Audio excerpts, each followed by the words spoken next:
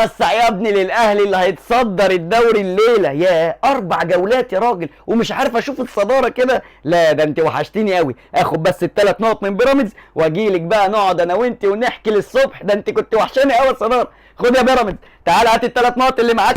احلى 2 على وشك. رايح على جنب كده يا اهلي. اديني الصداره اللي معاك دي. عايز تاخد الصداره باماره ايه؟ انت باماره ايه؟ انت عشان تسوق الصفقات اللي عملتها فاكر انت تاخد الصداره؟ لا يا حبيب قلبي الصداره هتفضل معانا. انا بيراميدز بطل افريقيا وهبقى بطل الدوري برضو ان شاء الله. ما هو ده الطموح اللي بسعى له. ايه ده يا بيراميدز اللي انت بتعمله ده؟ بتكسبني انا وتاخد الصداره من ايدي؟ انا بتكسبني انا 2 يعني مش 1 بس ولا اي حاجه وتضيع عليا 2 يالا.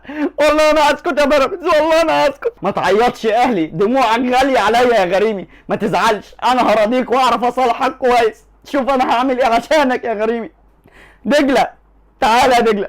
ايوه تعالى خد ال3 نقط اللي معايا يا دجله. اي خدمه يا غريمي. خلي الدجله ياخد ال3 نقط عشان انت ما تحسش باي فرق بيننا. معقوله في جدعنه كده؟ معقوله في نادي بالجدعنه والمحبه؟ حبيبي يا غريمي هقول لك على حاجه. تعالى بالحضن يا غريمي. بالحضن يا حبيبي. بالحضن يا غريمي. ما خلاص بقى يا قال انت الزمالك قطعت قلبي والله. اصل انا مرهف برضه الحس يعني. يا جدعان يعني لو على الصداره اللي شغلاكوا دي خلوها معايا انا يعني. المصري برضه قدها وقدودي يعني.